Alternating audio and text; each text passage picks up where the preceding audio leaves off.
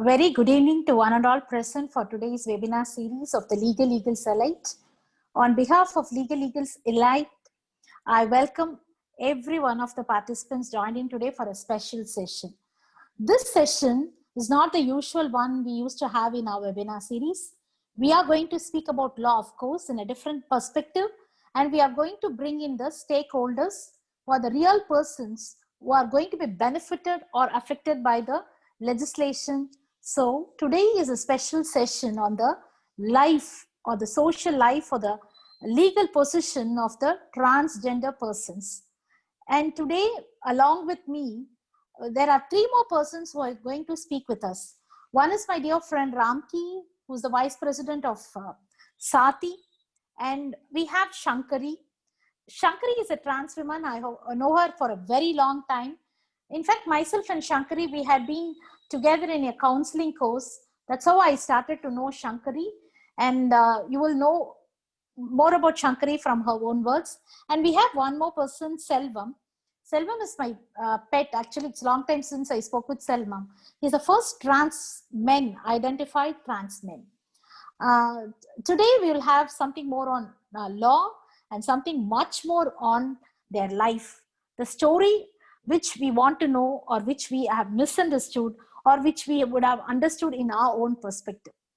I request all the participants, whether you're honorable judges or advocates, senior and junior, my dear friends, law students, and people from all walks of life today, a lot of counselors, few police personnel, everyone have assembled here today. You know, I am Adilakshmi Logamurthy, advocate and an activist. I have been working for the cause of the trans persons more than 2 decades. Along with my doctor husband, Dr. Logamurthy, I have been working for their cause, and all of them who are in today's platform are well known to me. They are very close friends of mine. I took up this series of the project today. I had in mind to deliberate about this topic, and Shiva came forward. Nirangal Shiva is also a coordinator of this event. He came forward and wanted the message of them to be taken forward to all the general public, and in particular the lawyers who are going to be the voice of the future for them, because they have a legislation, a long pending legislation. Even though it doesn't satisfy them fully, there is a legislation. Better late than never, they have a legislation today for them. And it is really going to be an eye-opening session for many of us. Let's not ponder into certain unwarranted issues. Just keep us ourselves focused. What is the life of their trans persons? Or in fact, we are going to have one more deliberation on the LGBTIQA, every one of them in one more session about Article 377 and about the judgments. Okay, today's topic, the Transgenders Protection or Persons Act, is based on a judgment, the NALSA judgment. As lawyers and honorable judges, we very well know about the judgment. Okay, now to start with, let me welcome my dear friend Shankari. Shankari, yeah, is I'll just give a small introduction about you, then you can start. Okay, Shankari is a well-known trans women activist who has been working on the issues of human rights and equality for over a decade. But I know Shankari for more than 20 years. She has been an activist for a very long time. But her profile says that she has been working, maybe she is a co-founder of Nirangal. With Nirangal, she has been working for a shorter time, but she has been working for a very long time. And the first trained peer counselor from the transgender community. In fact, the counseling course which Shankari and I attended was conducted by Magdalene, one of the renowned counselors. That too, her specialization, Magdalene's specialization, is on the community people, how to deal with the people and how to counsel them. And one person from their own community, Shankari, when she took up counseling, it would have been benefited them in a larger extent. And that course would have transformed Shankari also personally to a large extent. Shankari, உங்களோட வாழ்க்கை நீங்க சொல்லும் போது உங்க வாழ்க்கையோட திருநங்கைகளோட வாழ்க்கையும் மக்களோட புரிதலுக்காக நீங்க சொல்ல போறீங்க. நீங்க நிதானமா உங்க டைமை எடுத்துட்டு நீங்க என்ன சொல்ல விரும்புறீங்களோ உங்களோட இனிமையான தமிழ்ல எப்போ நீங்க பேசுற மாதிரி இயல்பா எங்களுக்காக உங்களை பத்தின பேச்சு எங்களுக்கு ஆர்வமா கேட்க காத்துட்டு இருக்கோம். Now for you friends, Shankari before you. அனைவருக்கும் வணக்கம்.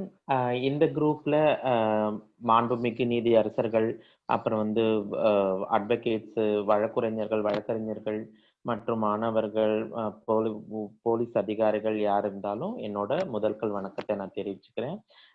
ஆதிலட்சுமி மேடம் ரொம்ப நன்றி. நிறையவே என்னை பத்தி சொல்லியிருக்கீங்க.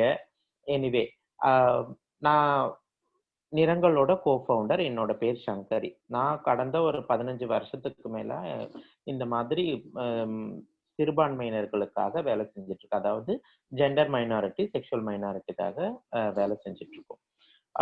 என்னன்னா, ஒரு திருநங்கையா ஒரு வாழ்க்கையில இந்த சமூகத்துல இருந்து கொஞ்சம் அந்த முன்னாடி இருந்த வாழ்க்கையை வந்து எல்லாருமே தெரிஞ்சுக்கணும். அப்பதான் வந்து திருநங்கைகளை முழுசா புரிஞ்சுக்கினாதான் அவங்களோட இஷ்யூஸ் புரியும் அப்படின்றதுக்காக கொஞ்சம் பிரீஃபா என்னோட கதையை நான் சொல்லிடுறேன். எல்லா குழந்தை மாதிரியும் தான் நானும் ஆண் குழந்தையா பிறந்தேன். அதுக்கப்புறம் வந்து எல்லா குழந்தைக்கும் ஒரு ஆண் குழந்தை ஒரு குழந்தைக்கு தன்னை ஆணா எப்ப உணருமோ, ஒரு குழந்தைக்கு தன்னை பெண்ணா எப்ப உணருமோ அந்த வயசுலதான் எனக்கும் அந்த பாலின மாற்றம் ஏற்பட்டது என் மனசுக்குள்ள.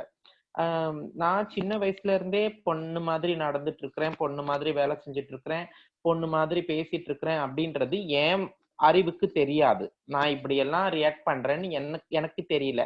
நான் என்னோட இயல்பு தன்மையில தான் இருந்துட்டு இருந்தேன். ஆனா என்னை சுத்தி இருக்கிறவங்க அதை வந்து சுட்டி காட்டுறாங்க. நீ ஏன் வந்து இப்படி பண்ற, நீ ஏன் வந்து இப்படி பேசுற, இது வந்து ஒரு மாதிரி இருக்கு, தப்பா இருக்கு அப்படின்னு சொல்றாங்க. அது எனக்கு புரியல. ஆனா எனக்குள்ள அந்த வயசு வரும்போது, அந்த டீனேஜ் டைம்ல எல்லாருமே டீஸ் பண்ணும் போதுதான் எனக்கு ரொம்ப அது பாதிக்க தொடங்குச்சு.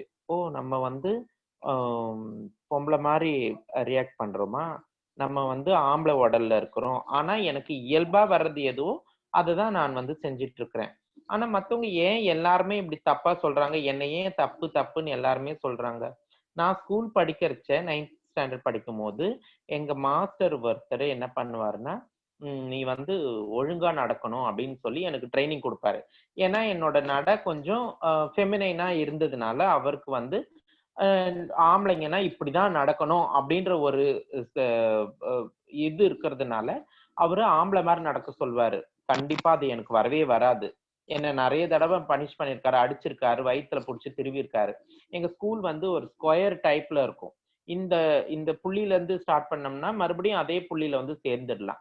அந்த புள்ளியில அவர் நின்னுக்கிட்டு ஃபுல்லா நடக்க சொல்வார். நீ இது ஃபுல்லா நடந்துட்டு வரணும், ஆம்பளை மாதிரி நடக்கணும், இது எப்ப முடியுதோ அப்பதான் நான் உன்னை அனுப்புவேன் அப்படின்னு சொல்வார்.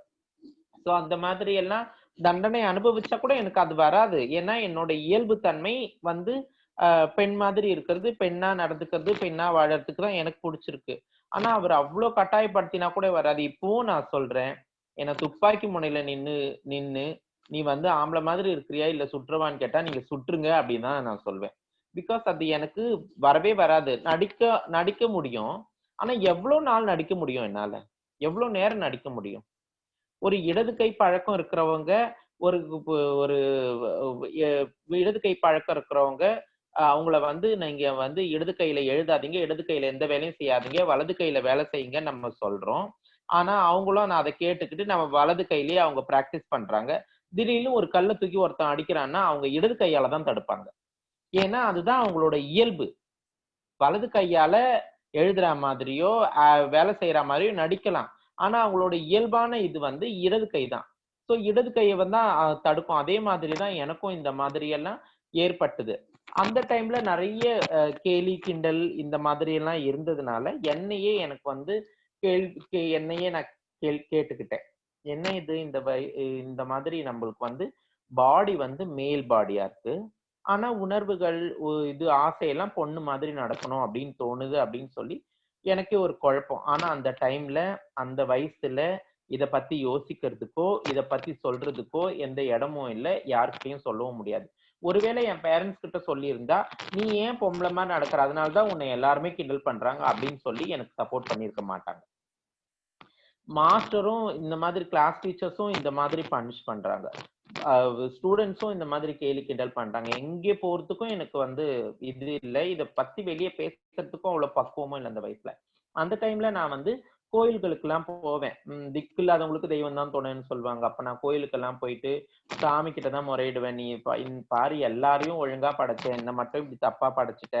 உன்னாலதான் எல்லாருமே என்ன திட்டுறாங்க அப்படின்னு சொல்லி அந்த சார் வந்து கிள்ன இடத்துல விளக்குல இருந்த எண்ணெய் எல்லாம் தொட்டு தொட்டு தடவிப்பேன். நீங்க தான் வந்து இதெல்லாம் பாத்துக்கணும் அப்படின்னு சொல்லிட்டு. ஆனா அந்த டைம்ல என்னால எதுவுமே பண்ண முடியாது. அதுக்கப்புறம் கொஞ்ச நாள் ஆக ஆக மெதுவா ஒரு சில திருநங்கைகளை பார்த்திருக்கேன் நானு. ஓ நம்மள மாதிரி தான் இவங்களும் இருக்கிறாங்களா? இவங்கள எங்க அம்மா கிட்ட கேட்டேன், அவங்க யாரு அந்த மாதிரி. அவங்க அந்த கதையெல்லாம் உனக்கு வேண்டாம் அப்படின்னு சொல்லிட்டு அதையும் வந்து எங்க அம்மா சொல்லவே இல்ல. சோ அப்புறம் நானே பார்த்து என் ஃப்ரெண்ட்ஸ் கிட்ட எல்லாம் கேட்டா அவங்க 9 பொட்டை அந்த மாதிரி எல்லாம் சொல்லியிருப்பாங்க. ஆனா அவங்கள பார்த்தா எனக்கு ஒரு இது தோணும். இவங்க நம்மள மாதிரிதான்.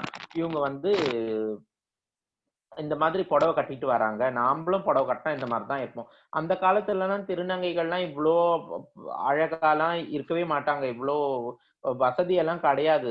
அவங்க வந்து ஒரு நல்ல ஒரு ஆம்பளைக்கு புடவை கட்டினா எப்படி இருப்பாங்களோ அப்படிதான் பார்த்திருக்கேன் நானு. சோ நம்மளும் அப்படிதான் இருப்போம் அப்படின்னு சொல்லி நானு அவங்களோட போய் பேசியிருக்கேன். அவங்களோட பழகியிருக்கேன். என்னன்னா அவங்க ஃபர்ஸ்ட் என்ன கூப்பிட்டதே வாடின்னு தான் கூப்பிட்டாங்க. ஏன்னா பாம்பின் கால் பாம்பரியும். அவங்களுக்கு தெரிஞ்சிருக்கு நான் ஒரு திருநங்கை அப்படின்னு சொல்லி. அப்போதான் என்ன வந்து நானு ஃபுல்லா வந்து ஏத்துக்கிட்டேன். ஓ நம்ம இப்படிதான் அவங்க வாடின்னு கூப்பிட்டது எனக்கு உறுத்தலா இல்ல. அவ்ளோ சந்தோஷமா இருந்தது. இந்த உலகமே வந்து என்ன வந்து ஒரு ஆண் அடையாளம் குடுத்து, ஒரு ஆணா வளர்த்து வச்சிருந்த என்ன, அவங்க வந்து ஒரு பெண் அடையாளம் கொடுக்கும்போது அவ்ளோ ஒரு சந்தோஷமா இருந்தது. இந்த இந்த இந்த வாழ்க்கையே வந்து அப்பதான் பிரதிபலன் அடைஞ்ச மாதிரி இருந்தது. சோ அந்த மாதிரி நெறைய பேர மீட் பண்ணி அதுக்கப்புறம் அவங்களோட நானு பழக்கம் வச்சுக்கிட்டதுக்கு அப்புறம் எனக்கு கொஞ்சம் தைரியம் வந்தது. ஓ நான் மட்டும் இந்த உலகத்துல இப்படி இல்ல. நம்மள மாரி நெறைய பேர் இருக்காங்க அப்படின்ற ஒரு தைரியம் வந்தது. அதுக்கப்புறம் நான் வந்து மேற்கொண்டு படிப்ப வந்து அ படிச்சுக்கிட்டு வீட்லயே இருந்தேன். ஆனா வீட்ல இருந்தவங்க நான் இந்த மாதிரி திருநங்கைகள் கூட பேசுறாங்க இங்கே பார்த்துட்டு, அவங்க வீட்ல வந்து சொல்லிட்டாங்க. வீட்ல ஒரே சண்டை ஆயிடுச்சு. அதுக்கப்புறம் வீட்ல இருக்க முடியல. வீட்ட விட்டு வெளிய போன்னு சொல்லிட்டாங்க. நானும் வீட்ட விட்டு வெளிய வந்துட்டேன்.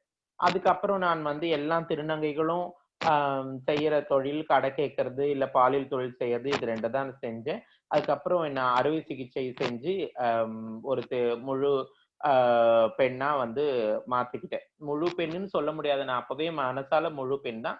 இந்த சமூகம் நினைக்கிற மாதிரியான ஒரு பெண்ணா நான் வந்து என்ன மாத்திக்க முயற்சி பண்ணேன்.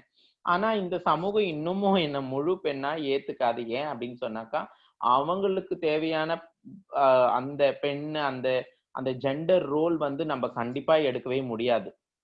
இந்த ஜெண்டர் ரோல்னால தான் நாங்க இவ்ளோ கஷ்டப்பட்டுட்டு இருக்கிறோம். ஏன்னா இந்த சமூகம் அவங்களுக்கு வேற வேற மாதிரியான ஜெண்டர் ரோல்ஸ் குடுத்துருக்காங்க. ஒரு ஆண்னா வந்து கம்பீரமான குரல் இருக்கணும். ஒரு பெண்ணுன்னா குயில் மாதிரி இனிமையான குரல் இருக்கணும். கண்டிப்பா அது எனக்கு இல்லவே இது குயில் மாதிரியான குரல்லாம் எனக்கு கிடையவே கிடையாது.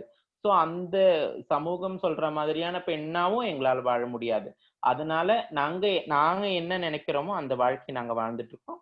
அதுக்கப்புறம் எந்த அங்கீகாரமும் இல்லாம தான் என்னோட வாழ்க்கை ஃபர்ஸ்ட் தொடங்குச்சு. அறுவை சிகிச்சை செய்யறதுக்கு கூட நாங்க வந்து எந்த ஒரு ஹாஸ்பிட்டலும் அப்பல்லாம் லீகலைஸ் கிடையாது. எந்த ஹாஸ்பிட்டல்லயும் அறுவை சிகிச்சை பண்ண மாட்டாங்க. எனக்கும் முன்னாடி காலகட்டத்துல எல்லாம் பாத்தீங்கன்னாக்கா, அறுவை சிகிச்சை எப்படி பண்ணுவாங்கன்னாக்கா, ஒரு திருநங்கை இன்னொரு திருநங்கைக்கு அறுவை சிகிச்சை பண்ணுவாங்க. ஒரு மறைமுகமான இடத்துக்கு கூட்டிட்டு போயிட்டு, அவங்க வந்து ஒரு ஆள புதைக்கிற அளவுக்கு ஒரு பெரிய பள்ளம் தோண்டிட்டு, அதுக்கப்புறம் அந்த திருநங்கைக்கு ஆண்குறியும், விதைப்பையும் சேர்த்து ஒரு இறுக்கி ஒரு முடிச்சு போட்டுட்டு, ஒரு கத்தியால அறுத்து விட்டுருவாங்க. அவங்க வந்து ஒரு காலையில ஒரு 3 மணிக்கு அந்த ஆப்பரேஷன் பண்ணாங்க அப்படின்னு சொன்னாக்கா, விடியிற வரைக்கும் அவங்க முழிச்சுட்டு இருந்தா, அவங்கள வீட்டுக்கு கூட்டு வந்து வைத்தியம் பார்த்து பொழைக்க வச்சுருவாங்க. இல்ல அங்கேயே செத்து போயிட்டாங்கன்னா, அந்த பள்ளத்துல போட்டு மூடி வச்சுட்டு வந்துருவாங்க. ஏன் இந்த மாதிரியான அறுவை சிகிச்சை எல்லாம் இவங்க பண்ணிக்கிறாங்க? அப்படின்னா இவங்களுக்கு அ இந்த அறுவை சிகிச்சை மேல ஆசை அப்படின்னா, ஆசையெல்லாம் ஒண்ணும் கிடையாது. அந்த ஆண்குறி இருக்கிறது எங்களுக்கு பிடிக்கவே பிடிக்காது. ஏன்னா நாங்க ஆண் கிடையாது. எங்களுக்கு பெண் உணர்வு தான் இருக்குது. இந்த ஒரு ஒரு ஆணோட உடல்ல ஒரு மாட்டிக்கிட்ட ஒரு பெண்கள் நாங்க. சோ அந்த ஆண் அடையாளம் அந்த குறியில இருக்கக்கூடாதுன்றதுக்காக தான் அத உயிர் போனாலும் பரவால்ல, ஒரு நாள் வாழ்ந்தாலும் பரவால்ல. சரி வாழல்னா கூட பரவாயில்ல, சாகும்போதாவது இது இருக்கக்கூடாது அப்படின்றதுக்காக தான் அந்த மாதிரியான அறுவை சிகிச்சைகள்லாம் நடந்தது. அதுக்கப்புறம் நான் பண்ணும்போதெல்லாம் வந்து ஒரு குவாக்ஸ் தான் பண்ணினாரு. அவர் வந்து எமாஸ்குலேஷன் அப்படின்ற இது ஆண்குறியும் விதைப்பையும் எடுத்துருவாரு. யூரின் போறதுக்கு மட்டும் பேசஞ்சர் அவ்வளவுதான். ஒரு பெண்ணோட வெஜைனா மாதிரி எல்லாம் அது இருக்காது. இருந்தாலும் எங்களுக்கு அந்த ஆண்குறி இல்லைன்றதுனால அந்த அறுவை சிகிச்சை பண்ணிக்கிறோம். அந்த அறுவை சிகிச்சை வந்து எந்த லீகலா எதுவுமே பண்ண மாட்டாங்க. இன்னைக்கு ஹாஸ்பிட்டல் போனோம் அப்படின்னு சொன்னாக்கா அவங்க சாயந்தரமே ஆபரேஷன் பண்ணி வீட்டுக்கு அமுச்சு விட்டுருவாங்க. ஆந்திரால இருந்து ட்ரெயின்ல ஆபரேஷன் முடிஞ்சு அடுத்த ஒரு 2-3 மணி நேரத்திலேயே நாங்க டிராவல் பண்ணி வீட்டுக்கு வந்துதான் வைத்தியம் பார்த்துப்போம். எந்த மாத்திரை மருந்தும் கொடுக்க மாட்டாங்க. இந்த மாதிரி எல்லாம் இருக்கும்போது இப்பதான் கொஞ்சம் கொஞ்சமா எங்களுக்கான சட்ட அங்கீகாரமும் சமூக அங்கீகாரமும் கொஞ்சம் கொஞ்சமா கிடைச்சிட்டு இருக்குது. இதுல சட்ட அங்கீகாரம்னு பாத்தீங்கன்னா ஃபர்ஸ்ட் என்னோட கைக்கு கிடைச்ச ஒரு விஷயம்னு பாத்தீங்கன்னாக்கா ஃபர்ஸ்ட் எனக்கு வந்து அரவாணி ஐடி கார்டு தான் கிடைச்சது. அந்த திருநங்கைகளுக்கான நலவாரியம் மூலமா அரவாணி ஐடி கார்டு கிடைச்சது. அதுக்கப்புறம் ஓட்டர் ஐடி கிடைச்சது. அதுக்கப்புறம் ரேஷன் கார்டு கிடைச்சது. அதுக்கப்புறம் வந்து இப்போ 2008லயே வந்து திருநங்கைகளுக்கான அறுவை சிகிச்சை வந்து தமிழ்நாட்டுல உலகத்திலேயே முதல் முறையா பண்ண ஆரம்பிச்சாங்க. ஆனா அதெல்லாமே சக்சஸ்ஃபுல்லா இல்ல. ஏன்னா ஒரு அறுவை சிகிச்சை அப்படின்றது ஒரு கைட்லைன்ஸ் படி அங்க நடக்கல. அதனால அதுல எல்லாமே கூட நிறைய சட்ட சிக்கல்கள் இருக்குது. இன்னமும் கெசட்ல பேர் மாத்துறதுக்கான சட்ட சிக்கல்கள் இருக்குது. அதை பத்திலாம் வழக்கறிஞர் மேடம் தெளிவா சொல்லுவாங்கன்னு நினைக்கிறேன்.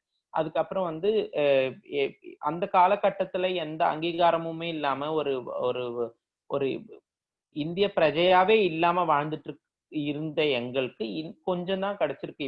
இப்பத்தி இருக்கிற சூழ்நிலையில நாங்க குடிமக்கள். ஆனா வந்து எல்லாத்துலயுமே இன்னும் சம உரிமை இல்ல, எல்லாத்துலயுமே வந்து சட்ட அங்கீகாரமே கிடைச்சிருக்கு அப்படின்னு பாத்தீங்கன்னாக்கா அதுல நிறைய டிராபேக்ஸ் இருக்கு. அது அது பத்தி எல்லாம் பின்னாடி சொல்லுவாங்கன்னு நினைக்கிறேன். சோ இந்த மாதிரிதான் எங்களோட வாழ்க்கை. ஒரு திருநங்கையா ஒரு சட்டத்துல ஒரு திருநங்கையே பாத்தீங்கன்னாக்கா அதுல நிறைய கேப்ஸ் இருக்கும்.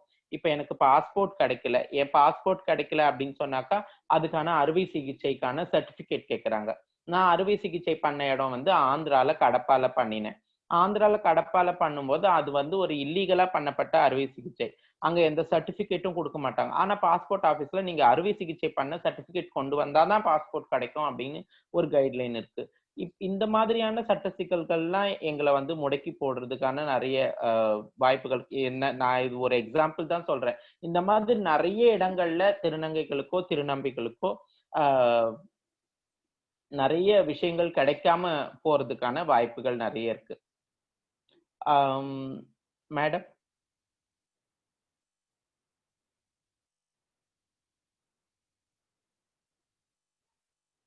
சங்கரி, நான் பேசுறது கேக்குதா? கேக்குது மேடம். ஓகே, போதுமா? நீங்க பேசுனது போதுமா? Okay madam. ஓகே, ரொம்ப நல்லா இருந்தது சங்கரி. உங்க பயணத்தை சொன்னீங்க. அது அதாவது பல வழிகள். உங்களோட வாழ்க்கை பயணம் அப்படின்னு பாத்தீங்கன்னா வந்து அது வந்து ரோஜாக்களால நிறைந்த வாழ்க்கை பயணம் கிடையாது. அது முட்களால நிறைந்த வாழ்க்கை பயணம். இன்னைக்கு வந்து சுதாமா வந்து பேச வேண்டிய ஒரு தலைப்புல சுதாமாக்கு இணையா நீங்க பேசியிருக்கீங்க. இன்னைக்கு வந்து முதல்ல நம்ம அழைத்தது நம்ம சுதாமாவை தான் அழைத்தோம். கலைமாமணி சுதா, திருநங்கை சுதா அவர்கள். அவங்க ஒரு லோக் அதாலத் மெம்பர் கூட. ஆனா காலையில சங்கரி கிட்ட சொல்லி இன்னைக்கு நம்மளோட வந்து பேசினதுக்கு ரொம்ப நன்றி சங்கரி. ரொம்ப இயல்பா பேசுனீங்க. ரொம்ப ரொம்ப ரொம்ப சந்தோஷம். Thank you so much. தேங்க்யூ.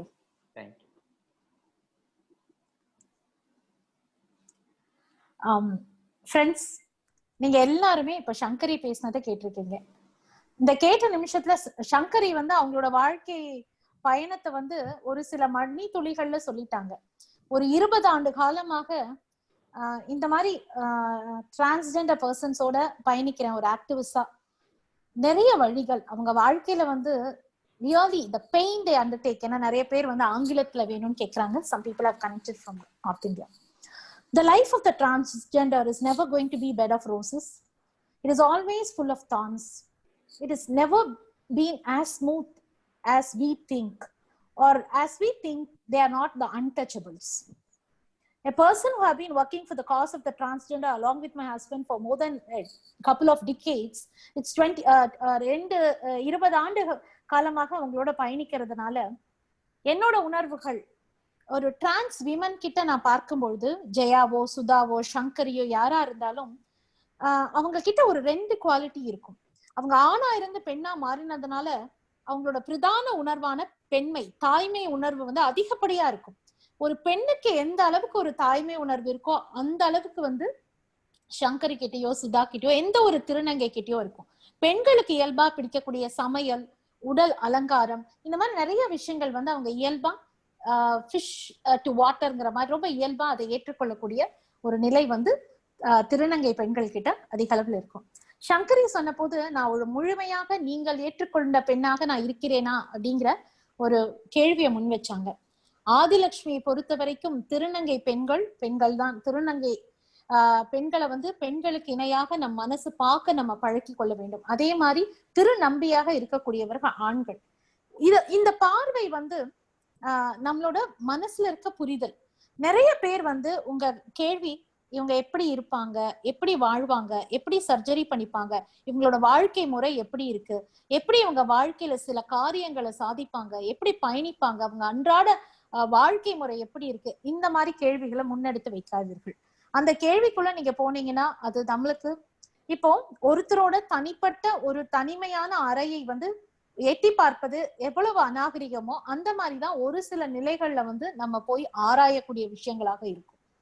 என்னை பொறுத்த வரைக்கும் என்னோட திருநங்கையான தொடர்பு அப்படின்னு பாத்தீங்கன்னா, ஒரு 7-8 வயசு இருக்கும் போது கார்ல நான் போயிட்டு இருக்கும் போது இப்போ எனக்கு அவங்க திருநங்கைன்னு புரியுது. அவங்க கிராஸ் பண்றாங்க, ஒரு ஆண் பெண்ணுடை போட்டு என் கூட பயணித்த என்னோட வீட்டுல பணி செஞ்ச அம்மா என் கண்ணை மூடுகிறார்கள். அதுக்கு முன்னாடியே என்னோட கிராமத்துல, எங்க அம்மாவோட கிராமத்துல என்னுடைய அம்மச்சி, எங்க அம்மாவோட அம்மாக்கு ஒரு பணியாள் இருந்தாங்க. அந்த பணியாள் வந்து ஆத்தக்கா என்று சொல்லக்கூடிய திருநங்கை. அந்த காலத்துல சின்ன குழந்தையா இருக்கும் பொழுது எனக்கு அவங்க யாருன்னு எனக்கு தெரியாது. ஆனா இயல்பா நான் எப்படி திருநங்கைகளுக்கோ இல்ல மாற்று பாலினத்திற்கோ பணி செய்கிறேன்னு, ஒருவேளை இட்ஸ் இன் மை ஜீன்ஸ். என்னுடைய பாட்டி, என்னோட அம்மாவோட அம்மா, அவங்களுக்கு ஒரு பணியாளாக, அவங்க கூட ஒரு ஃப்ரெண்டா, அவங்கள ஒரு அந்த கிராமமே வந்து அவங்கள ஒதுக்கல. எனக்கு இப்பவும் ஞாபகம் இருக்கு, குழந்தையா இருக்கும்போது அவங்கள அரவணைச்சு ஆத்தக்கா அப்படிங்கிற ஒருத்தர் வந்து திருநங்கைன்னு எனக்கு புரிஞ்சுக்க ஒரு 25 வயசு 28 வயசு ஆகும்போதுதான் அன்னைக்கு நான் பார்த்தது ஒரு திருநங்கை அப்படிங்கறத நான் புரிஞ்சுக்கக்கூடிய ஒரு இயல்பு வருது. அதுக்கப்புறம் என்னோட பணிகளை வந்து ஒரு வழக்கறிஞரா ஆரம்பிக்கும் பொழுது சோசியல் பெனிஃபிஷியல் லெஜிஸ்லேஷன்ஸ் எல்லாம் ஒன்னொன்னா எடுத்து விமனுக்கோ சில்ட்ரனுக்கோ லேபர்ஸ்க்கோ இருக்கும்போது டிரான்ஸ்ஜெண்டர்ஸ்க்கு டிஃப்ரெண்ட்லி சேலஞ்சுக்கெல்லாம் சட்ட பாதுகாப்பின்மை இருக்கும்போது அதுக்கான பணிகளை என்னுடைய தோழிகளோட செய்யும்போது இவர்களோட நட்பு எனக்கு முதல் எனக்கு நட்பா ஆனவங்க சங்கரி, சுதா, ஜெயா போன்ற திருநங்கைகள். இன்னைக்கு கூட என்னோட வீட்டுக்கு வந்து என்னுடைய அப்பா அம்மாவை அப்பா அம்மான்னு சொல்லக்கூட உரிமையில இருக்கக்கூடியவர்கள். அதுக்கப்புறம் காலப்போக்கில் இன்னைக்கு இருக்கக்கூடிய எனக்கு சிவா, ராம்கி, செல்வம் எல்லாருமே இன்னும் நிறைய பேர் எனக்கு வந்து நண்பர்களா ஆகக்கூடிய ஒரு நிலை. இன்னைக்கு இந்த வகுப்பை வந்து உங்களுக்கு வந்து ஒரு சட்ட வகுப்பா மட்டும் இல்லாமல் ஒரு சமூக பார்வையில பார்க்கக்கூடிய ஒரு வகுப்பா எடுப்பதற்கு காரணம், நிறைய பேர் மனசுல வந்து பல கேள்விகள் இருக்கு. நீ எப்படி இயல்பா பழகிறேன்னு சொல்லக்கூடிய ஒரு கேள்விகள் முன்வைக்கும் பொழுது எப்பவுமே நம்ம வகுப்புக்கு வந்து நிறைய கூட்டம் வரும், உங்களுக்கே தெரியும். ஆனா இந்த வகுப்புக்கு வந்து அவ்வளவு கூட்டம் வருமா அப்படிங்கிற கேள்வி எனக்குமே எழுந்தது. ஆனா ரொம்ப நன்றி, கிட்டத்தட்ட 112 பேர் நான் பேசுற இந்த நேரத்துல இணைஞ்சிருக்கீங்கன்னா இவங்களோட பயணிக்கிறது எந்த விதத்துல பயணிக்கிறது, பக்கத்துல இருந்து ஒரு போட்டோ எடுத்துக்கிட்டா கூட தவறா போயிடுமோ, பக்கத்துல நின்று பேசினா கூட தவறா போயிடுமோ. அதுதான் சங்கரி பேசும்போது சொன்னது, என்னை இந்த சமூகம் முழுமையாக ஏற்றுக்கொண்டதா. சட்ட மாற்றங்கள் சமூக மாற்றங்களோடு இணைந்து செயல்படும் பொழுதுதான் உண்மையான மாற்றங்கள் இந்த சமூகத்தில் நிகழும். சட்டத்துல மட்டும் மாற்றம் பெற்று சமூகத்தோட என்ன அலைகளில் மாற்றம் பெறவில்லை என்றால் அப்போ இந்த சட்டம் வந்து என்ன பயன் அப்படிங்கிற ஒரு கேள்வி மகிழும். நம்ம எல்லாருக்கும் ஒரு வழக்கறிஞரா நால்சா அந்த தீர்ப்பு, NALSA versus Union of India, volunteers இருந்தீங்கன்னா அந்த சைட்டேஷனை சாட் பாக்ஸ்ல போடுங்க. நால்சா தீர்ப்பு தான் இந்த மாதிரி மாற்று பாலினத்திற்கு டிரான்ஸ்ஜெண்டர்ஸ் என்று சொல்லக்கூடியவர்களுக்கு முதலாக ஒரு சட்ட பாதுகாப்பு உச்ச நீதிமன்றத்தின் தீர்ப்பின் வாயிலாக வந்தது. ஆனா அந்த சட்ட மாற்றம் என்பது அவங்களோட உண்மையான அந்த சட்டத்துல இல்ல அப்படிங்கறது அவங்களோட மிகப்பெரிய குறைபாடு. நால்சாவோட தீர்ப்புல முக்கிய அம்சம் என்ன அப்படின்னு பாத்தீங்கன்னா, அவர்களை மூன்றாம் பாலினம்னு அடையாளம் படுத்திக்கலாம். Transgenders can be identified themselves as trans persons, self-identified third gender. We have male, female and third gender as transgender persons. அதுல வந்து ஹிஜ்ரா, கினாரா என்று சொல்லக்கூடியவர்கள் சர்ஜரி பண்ணலனா கூட அவங்க மனசு சொல்லுச்சு அப்படிங்கிற ஒரு பாதையில பயணிக்கிறாங்க. அப்ப வந்து அவங்கள கூட டிரான்ஸ் பர்சனா ஐடென்டிஃபை பண்ணிக்கலாங்க. செல்ஃப் ஐடென்டிஃபை, நாளைக்கு காலையில எழுந்து நான் ஒரு மாற்றுப்பாலினர், நான் ஒரு ஆணாக மாறிவிட்டேன், நான் டிரான்ஸ்மென் அப்படின்னு நானே ஐடென்டிஃபை பண்ணிக்கிட்டா நான் வந்து சொல்லிக்கலாம் அப்படிங்கிற ஒரு தீர்ப்பு. இது 2014 இருந்து 2019 வரைக்கும் இந்த சட்டம் வரும் வரைக்கும், நாம பேசக்கூடிய சட்டம் வரும் வரைக்குமே டிரான்ஸ் பர்சனுக்கு ஒரு பெரிய சிறகு இருந்ததா நான் ஃபீல் பண்ற ஒரு ஆக்டிவிசா. ஆனா இன்னைக்கு வந்து சட்டம் அந்த மாதிரி செல்ஃப் ஐடென்டிஃபைட் டிரான்ஸ்ஜெண்டர்ங்கிற ஒரு விஷயத்த அவங்க கிட்ட இருந்து எடுத்துருச்சு. இன்னொன்னு, இந்த சட்டத்துல நீங்க பார்க்கும் பொழுது அவங்களுக்கான எஜுகேஷனல் ரைட்ஸ், எம்ப்ளாய்மெண்ட் ரைட்ஸ், சொசைட்டில இருக்கக்கூடிய எல்லா ரைட்ஸையும் வலியுறுத்தினா கூட ஒரு சில பர்சனல் ரைட்ஸ் டிரான்ஸ் விமனால இல்ல டிரான்ஸ் பர்சன்ஸால ஒரு தாயாகவோ தந்தையாகவோ இயற்கையாக ஆக முடியாட்டி கூட அவங்க கிட்ட குழந்தைகள் மேல ஒரு ரொம்ப அதிகப்படியான ஒரு நல்ல ஈர்ப்பு இருக்கும். என்னுடைய மகனை நான் நேசிப்பதே மாதிரியே நான் சங்கரி கிட்டயோ சுதா கிட்ட கொடுத்தா கண்டிப்பா அவங்க ஒரு தாயாக என் குழந்தையை நேசிப்பார்கள். எனக்கு தெரியும். என்னுடைய மகன் சுதாவோட, ஜெயாவோட எல்லாம் இயல்பா வீட்டுல வந்து பேசும்பொழுது அவர்கள் காட்டக்கூடிய அந்த தாய் அன்பு நான் கண்ணால பார்த்த விஷயம். இன்னைக்கு நான் பேசுற, ஆதிலட்சுமி பேசுற எதுவுமே எக்ஸாஜரேஷனோ மிகைப்படுத்தி பேசக்கூடிய விஷயமே கிடையாது. நான் என் வாழ்க்கையில் உணர்ந்த சில விஷயங்களை உங்ககிட்ட பகிர்ந்துக்கிறேன். அதுக்காக I don't want anyone to sympathize with a trans person. None of my friends need anyone's sympathy. If you can, you empathize with them.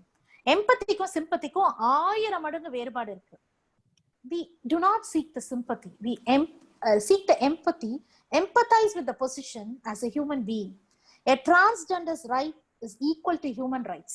ஒரு மனித உரிமை மீறல் தான் டிரான்ஸ் பர்சனோட உரிமை மீறல்ல இருக்கும் அப்படிங்கிறது என்னுடைய ஆழமான கருத்து. சோ இந்த நால்சா ஜட்ஜ்மெண்ட் நீங்க படிச்சீங்க அப்படின்னா, சுப்ரீம் கோர்ட்ல நீதியரசர் ராதாகிருஷ்ணன் அவர்கள் கொடுத்த அந்த தீர்ப்புல third gender, self-identified third gender and all their rights including the educational, employment, reservation, அதன் அடிப்படையில தான் பல ரிட்ஸ்ல நிறைய பேருக்கு வந்து அவங்க வந்து அவங்களோட உரிமைகளை மீட்க முடிஞ்சது.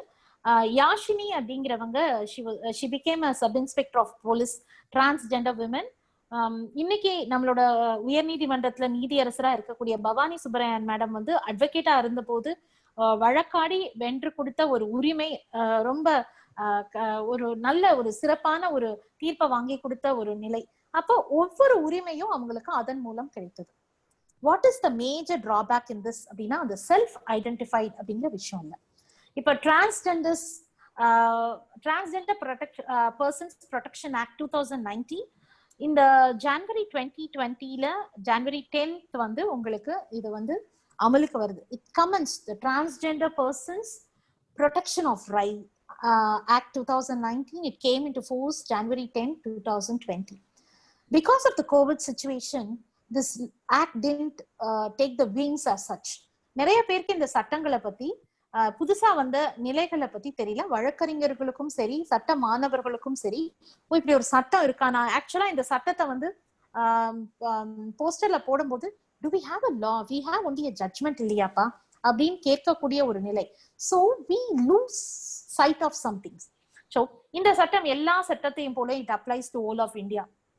இந்தியா முழுதும் we know article 370 is no more with us. அதனால this act applies to whole of India and there are so many definitions enumerated. எல்லாமே உங்களுக்கு தெரியும். எல்லா சட்டங்களையும் பார்க்கும்போது definition classல வரும்போது இதுலயும் definitions இருக்கு.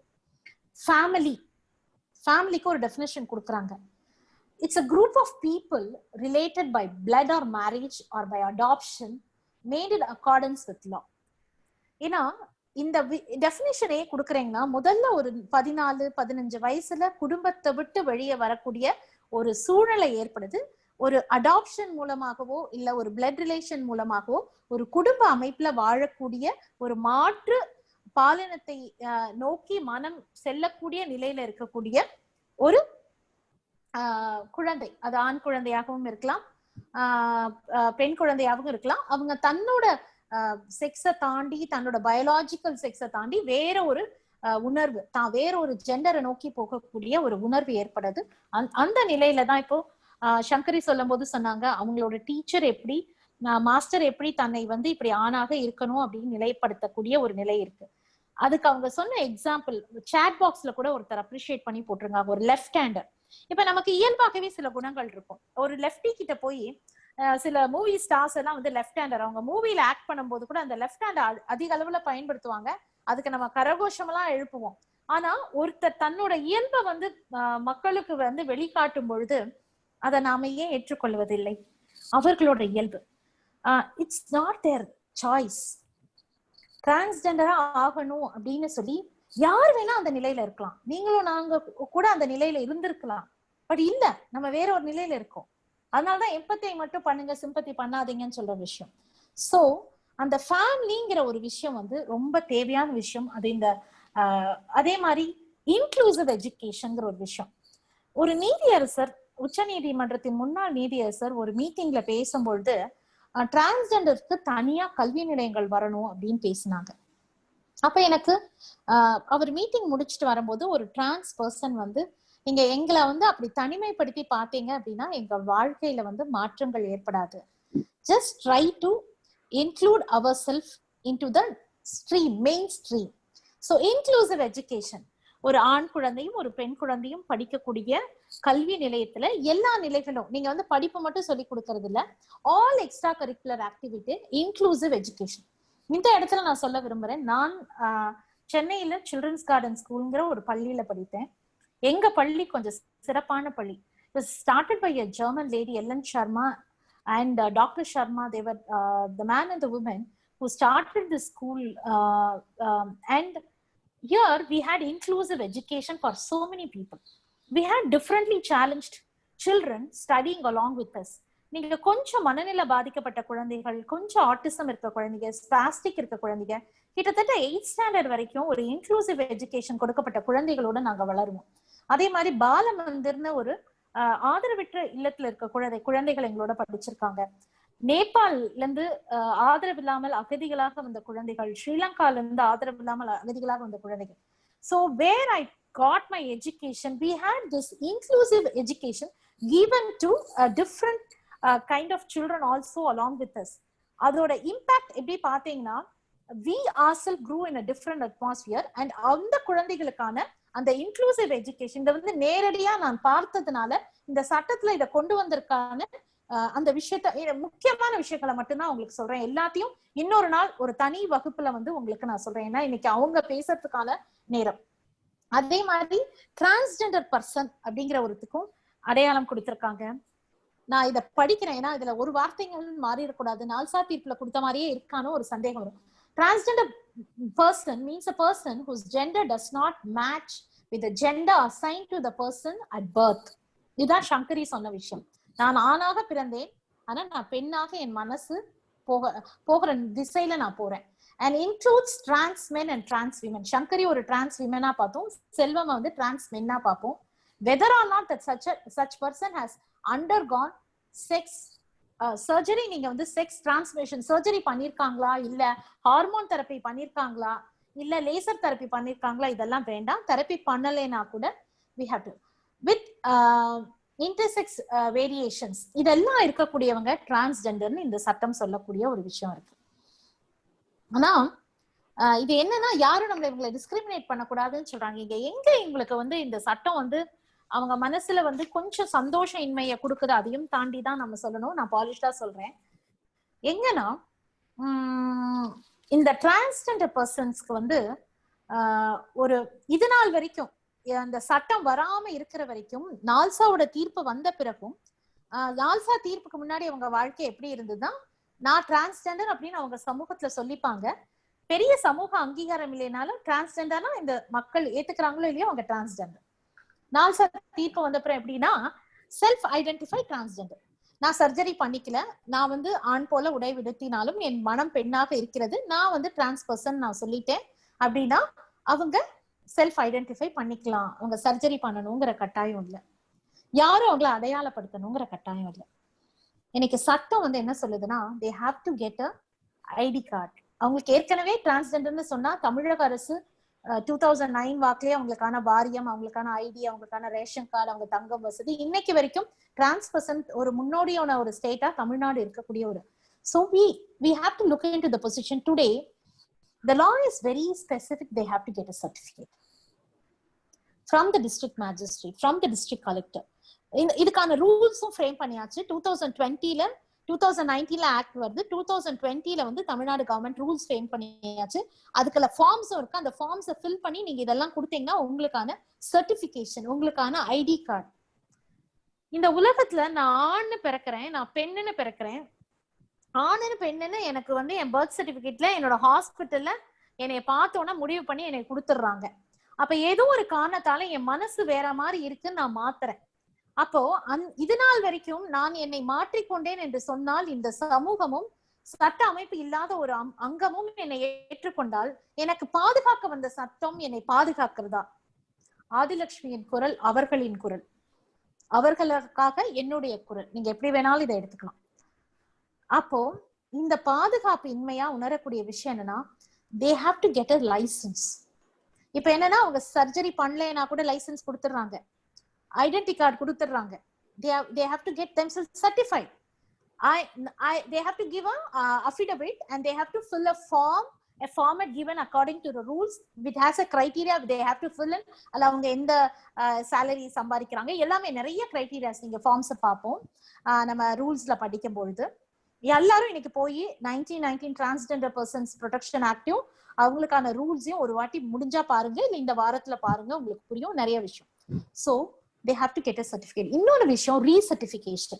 In case I get a certificate without getting a surgery done on me and I've been identified as a trans person, and if there is a surgery done on me, I should get recertified then myself again to specify that I. இப்ப சங்கரி சொன்ன போது எனக்கு passport கொடுக்க மாட்டேங்கிறாங்க, ஏன்னா என்னோட surgery நடந்தது இல்லீகலா அந்த காலத்துல. Now after the Tamil Nadu government's protection for the transgenders, the policy decisions, the government hospital and that too few private hospitals have come in forward to do free surgeries also for these persons. இந்த மாதிரி இருக்கக்கூடிய விஷயங்கள்லாம் இந்த சட்டத்துல வந்து plus இதை வந்து நம்ம உற்று நோக்கும் போது ஒரு விதத்துல இது பாதுகாப்பு. எப்படின்னா எல்லாருமே நான் செல்ஃப் ஐடென்டிஃபைன்னு சொல்லி நிறைய நேரங்கள்ல வந்து அந்த டோல்கேட்ஸ்ல since I work with them சில பேர் டிரான்ஸ்ஜெண்டர்ஸே இல்லை.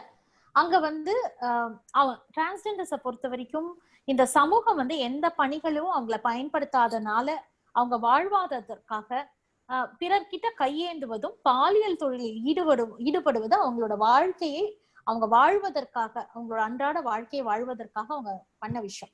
இந்த டோல்கேட்ஸ்ல நீங்க இப்ப நிறைய நேரங்களை பார்க்கும்பொழுது, மெட்ரோஸ் அதாவது ட்ரெயின்ல நீங்க பார்க்கும்பொழுது அவர்கள் மற்றவங்க கிட்ட கையேந்தி நிற்கக்கூடிய ஒரு விஷயத்த நம்ம பார்க்கக்கூடிய ஒரு நிலை இருக்கு. அது எதனாலனா சமூகத்துல இன்னைக்கு அவர்களுக்கான பணிகள், இன்னைக்கு வேணா அவங்கள கொஞ்சம் ஏத்துக்கிட்டு நம்ம பணி கொடுத்தாலும் அவர்களுக்கான படிப்பு இல்லை. இப்ப டிரான்ஸ் குழந்தைகள் எல்லாம் படிக்கிறாங்க, டிரான்ஸ் பர்சன் லயோலா காலேஜ்ல அவங்களுக்கான சீட் கொடுக்குறாங்க. இப்ப நம்ம கிட்ட பேசக்கூடிய நிறைய பேர் வந்து கொஞ்சம் குவாலிஃபைடா அதுக்கான படிப்பை படிச்சு வரக்கூடிய இருக்காங்க. இன்னும் இத வந்து வெளியில சொல்லக்கூடாது அப்படின்னு மறைச்சிருக்கக்கூடியவங்களோட வாழ்வு இருக்கு. அந்த இந்த ஒரு பாயிண்ட், இந்த சர்டிபிகேஷன் அண்ட் ரீசர்டிபிகேஷன் நீங்க செக்ஷன் 5ல இருந்து 7 வரைக்கும் கொஞ்சம் படிச்சு பார்க்கணும். ஓகேங்களா? லாயர்ஸா இருக்கவங்க, லா ஸ்டூடெண்ட்ஸ்க்கு நான் சொல்றேன்.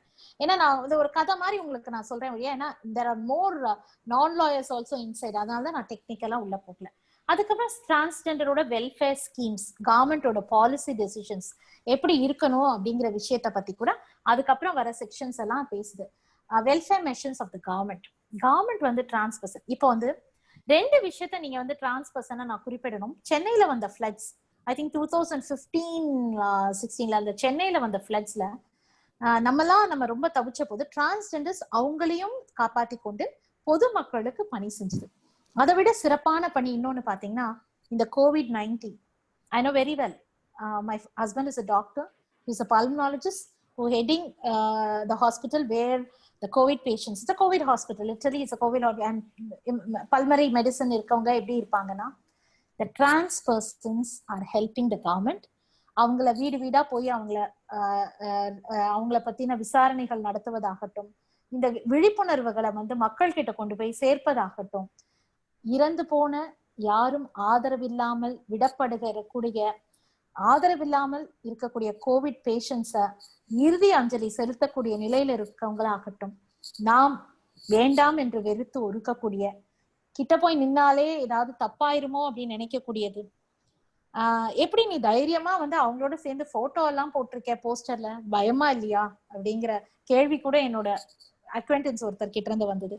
அப்படி நினைக்கக்கூடிய சமூகத்துல வந்து அவங்க செய்யக்கூடிய பணி, இன்னைக்கு COVID-19ல வந்து கவர்மெண்ட் அசைன்ட் ஒர்க் நம்ம கொடுத்துருக்கோம் அவங்களுக்கு. நினைச்சு பாருங்க, எல்லாம் பயப்படுறோம் இல்லைங்களா? COVID-19 பார்த்து எல்லாம் அரண்டு போய் இருக்கும். இன்னைக்கு வெளியே வந்தா கூட உள்ளுக்குள்ள ஒரு பயம் இருக்குங்களே. ஆனா அவங்க முதல் நாள்ல இருந்து அந்த பணியை மேற்கொண்டு இருக்காங்க இன்ன வரைக்கும். சுதா இருந்திருந்தாங்கன்னா இன்னும் தெளிவா பேசியிருப்பாங்க. இன்னொரு விஷயம் இதுல விடப்பட்டிருக்கு அப்படின்னா, டிரான்ஸ்ஜெண்டர் பர்சன்ஸோட அடாப்ஷன். நான் ஏற்கனவே சொன்னேன், தாய்மை உணர்வும் தந்தை உணர்வும் ரொம்ப இயல்பா இருக்கும். எங்கேயோ அங்கன்னும் இங்கொன்னும் தப்பு செய்யறவங்க, இப்ப நம்ம மக்கள் அப்படின்னு பாக்குறோம் இல்லையா, நம்மங்க அப்படின்னு நம்ம நினைச்சு சாதாரணமா இருக்க ஆணும் பெண்ணும் தப்பு பண்றவங்க இருக்காங்க இல்லைங்களா நம்ம சமூகத்திலேயே. திருடுறவங்களோ, பொய் சொல்றவங்களோ, பாலியல் தொழில் பண்றவங்களோ, அந்த மாதிரிதான் அவங்களோட கம்யூனிட்டியில ஒரு சிலர் தவறு பண்றவங்க இருக்கிறாங்க. ஆனா தவறு பண்றவங்களதான் நம்ம கண்ணுக்கு தெரியுது ஒழிய, அதுல சாதனை பெண்களாகவோ சாதனை ஆண்களாகவோ இருந்தவங்களை வந்து நம்மளுக்கு தெரியல. அது தெரிஞ்சுக்கிறதுக்கான ஒரு மேடையாக தான் அவங்களோட அடாப்ஷன் ரைட்ஸ், இல்ல அவங்க ஒரு சரகேட் மதரை வந்து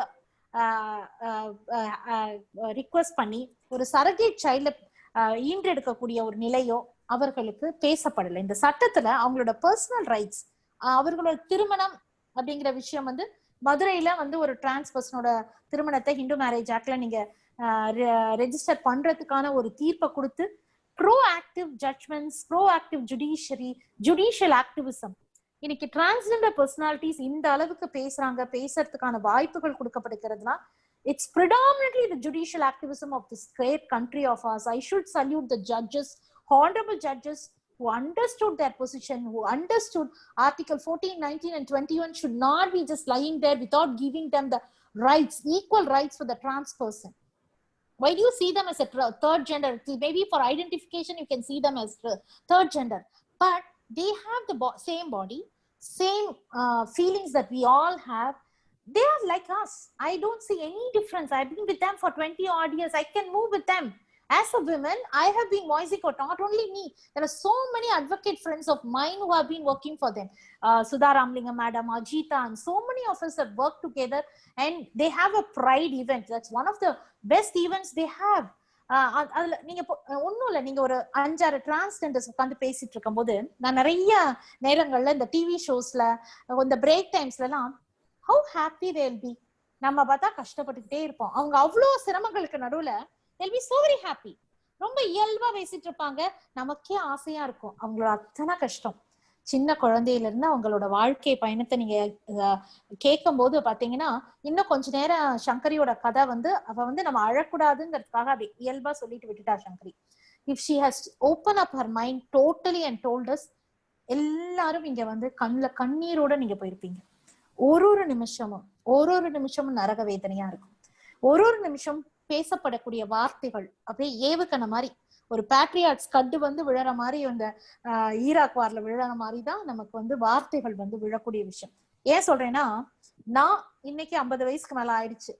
இப்பவே என்ன வேண்டாம்னு சொல்றவங்க 30 வயசுல இந்த வேலையை செய்யும் போது எத்தனையோ பேர் போலீஸ் ஆபீசர்ஸ் வந்து, ஏமா நீ பார்க்க அழகா இருக்க, இவங்கெல்லாம் தப்பானவங்க, இவங்களோட வந்து நிக்கிறேன். நான் சொல்லுவேன், பக்கத்துல இருக்கவர் கார்ல இருக்கவர் எங்க வீட்டுக்காரர் தாங்க, அவரே வேற செய்ய சொல்லியிருக்காரு, வந்து நம்ம ஹெல்ப் பண்ணா தப்பு இல்லைங்க அப்படின்னு. I want a new set of law students who are interested, or new set of lawyers to come in, the new generation to come and take up this cause.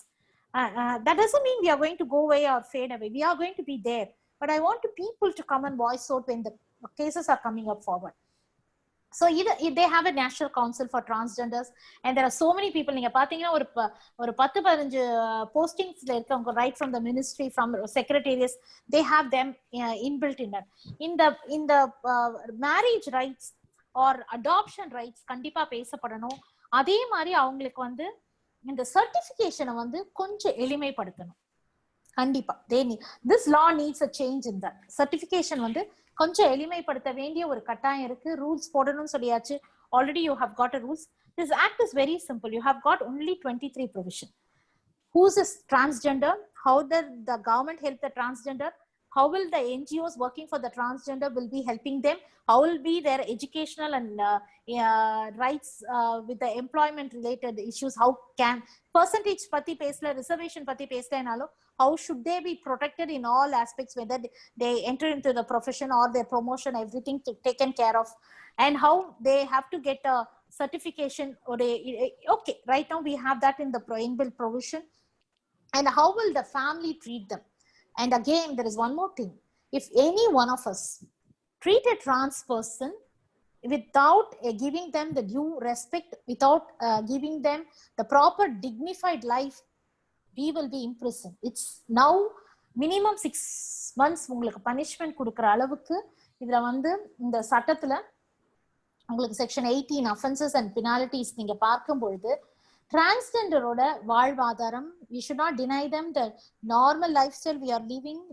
நாம பயணிக்கக்கூடிய அதே ரோடு, பார்க், பீச், டெம்பிள் எல்லாமே அவங்களுக்கும் சொந்தம் தான். இங்க வராத in a way I used to think, don't isolate them separately. ரொம்ப ஒரு சிம்பிள் சொல்லி கொடுக்கட்டுமா உங்களுக்கு? நீங்க டிரான்ஸ் பர்சனை பார்க்கும்போது வித்தியாசமா பார்த்துட்டே இருக்காதீங்க. அதுதான் முதல் விஷயம். அதே மாதிரி அவங்கள பத்தி இன்னொருத்தர்கிட்ட அப்படி பேசுற மாதிரி காட்டாதீங்க. அவங்கள வித்தியாசப்படுத்தி பார்க்காதீங்க. முதல் வாட்டி பார்க்கும்பொழுது உங்களுக்கு மேபி வித்தியாசமா இருக்கலாம். உங்க மனசை ஒரே ஒரு நிமிஷம் மனசை அமைதிப்படுத்திட்டு மனசுக்குள்ள ஒரு 3ஆம் பாலினம்ங்கிற ஒரு விஷயம் மனசுக்குள்ள எடுத்துக்கோங்க. 2 பாலினத்தை ஏத்துக்கொண்ட மனசு தானே. ஒரு பெண்ணா இருக்குன்னா ஒரு ஆணை ஏத்துக்கிறேன் இல்லையா, ஆண்கிற நிலையில. அப்ப நான் ஒரு பெண்ணை என்னையும் ஏத்துக்கிறேன் இல்லைங்களா. 3ஆம் பாலினம் அவங்க திருநங்கையா இருக்கலாம், திருநம்பியா இருக்கலாம், எல்ஜிபிடி சமூகத்தை சேர்ந்த யாரா வேணா இருக்கலாம். அவர்களை அவர்களாகவே ஏற்றுக்கொள்ள வேண்டும். வேறொரு அடையாளம் அவர்களுக்கு நாம திணிக்க வேண்டாம். சட்டம் கொடுக்கக்கூடிய அடையாளம் போதும். சமூகம் அவர்களுக்கு கொடுக்கக்கூடிய அடையாளம் கண்டிப்பாக தேவையில்லை. இந்த நம்ம இவங்களோட வாழ்க்கையை பேசுவதற்கு 2 மணி நேரம் போதாது. உண்மையா பேசணும்னா இன்னும் 2 ஜட்ஜ்மெண்ட் இருக்கு. 377 பத்தி பேசணும். 2 இப்ப ரீசெண்டா நம்ம வந்து நவ்தேஜ் சிங் ஜட்ஜ்மெண்ட்டை பத்தி பேசணும். அது வந்து எல்ஜிபிடி கம்யூனிட்டிக்கு வந்து நாஸ் ஃபவுண்டேஷனோட தீர்ப்பை தாண்டி உச்ச நீதிமன்றம் செஞ்ச ஒரு சில எதிர்மறையான தீர்ப்புகளை மாற்றி அமைத்து அவர்களோட தனிப்பட்ட உரிமையை பறைசாற்றக்கூடிய ஒரு விஷயம். It's a long way to go. Transgenders right, LGBT கம்யூனிட்டியோட ரைட், அவங்களோட மேரேஜ் ரைட்ஸ், அவங்களோட அடாப்ஷன் ரைட்ஸ், பல விஷயங்களை வந்து பேசுறதுக்கு வந்து செய்யறதுக்கு செயல்பாட்டுக்கு வருது. But as an activist who have been traveling with them, knowing their pains, knowing all those things, they traveling with them has transformed myself. என்னவே நிறைய விஷயத்துல மாற்றி இருக்கேனா. என்னுடைய புரிதல், என்னுடைய பார்வை, மக்கள் கிட்ட எப்படி பழகணும், மனிதர்களை எப்படி நேசிக்கணும், இப்படிங்கிற இந்த மாற்றங்கள் வந்து எனக்குள்ளேயே நிகழ்ந்திருக்கக்கூடிய ஒரு மாற்றங்களா இருக்கு. So I request each and every one of you who have been joining me this webinar. Thank you. It's nearly 120 people joining for the topic of this. Then ஏன்னா எனக்கு வந்து சொல்லும் போது சிவா சொன்னாங்க, சிவா கண்டிப்பா 120 பேர் வந்துருவாங்க. எனக்கு எப்பவுமே எனக்கு அந்த நம்பிக்கை இருக்கு. Because people will join in. இல்ல மேம், அது வந்தா எங்களுக்கு ரொம்ப பெரிய விஷயம், எங்க விஷயத்த நான் கொண்டு போய் சேர்க்கணும் அப்படின்னு. கண்டிப்பா இந்த சட்டத்தை வந்து உங்களுக்கு கிளாஸ் ரூம் மெத்தட்ல நான் ஸ்லைடு மாதிரி போட்டு லாயர்ஸ்க்கும் லா ஸ்டூடெண்ட்ஸ்க்கு இன்னொரு நேரத்துல நான் கண்டிப்பா எடுக்கிறேன். இதைதான் உங்களுக்கு சொல்ல விரும்ப. நால்சா ஜட்மெண்ட் படிச்சுக்கோங்க. டிரான்ஸ்ஜெண்டர் பர்சன்ஸ் ரைட்ஸ் ப்ரொடெக்ஷன்ஸ் அந்த 2019 வந்த அந்த சட்டத்தையும் அதற்கான 2020 வந்த ரூல்ஸ், அதுக்கப்புறம் 377 இந்த ஒரு விஷயங்களை வந்து ஒரு லாயரா லா ஸ்டூடெண்டா நம்ம டெலிபரேட் பண்ற பிளாட்ஃபார்ம் வேற. It is really nice opportunity given by the team of friends who are sitting there. இது நானா எனக்கு எடுத்துக்கொண்ட விஷயம் இல்லை, அவர்களுக்காக நான் பேசின விஷயம். இப்போ வந்து நான் பேசி முடிச்சிட்டேன். அடுத்தது may I request my dear friend Ramki, Vice President of Sati, to come forward. Before Ramki comes in, I'll just give a small introduction about my dear friend Ramki. I know him for a very long time. Ramki will be giving a presentation to you. Dr. L. Ramakrishnan is a public health professional and a vice president of the NGO Sati, who is co-organizing this program along with us. And he has been working towards the inclusive healthcare rights and social welfare for marginalized communities for about 20 years. I welcome you with wholehearted welcome is given to you on behalf of Legal Eagles Allied group, which is conducting this webinar series, and also my personal behalf. I welcome you, dear Ramki. The floor is all yours. Thank you, Advocate Adilakshmi ma'am. Am I audible? Yes, yes, definitely. Okay, great. Distinguished judges, lawyers, transgender community members and supporters, thank you very much for this opportunity. I would like to build on what Advocate Adilakshmi madam and my dear friend Shankari have spoken so far to speak a little bit about transgender inclusion in Tamil Nadu, some of the challenges and the way forward. Okay, so of things. Already we have had a lot of important points about the transgender community. I just want to add here that this is not something which is new to India or Indian culture.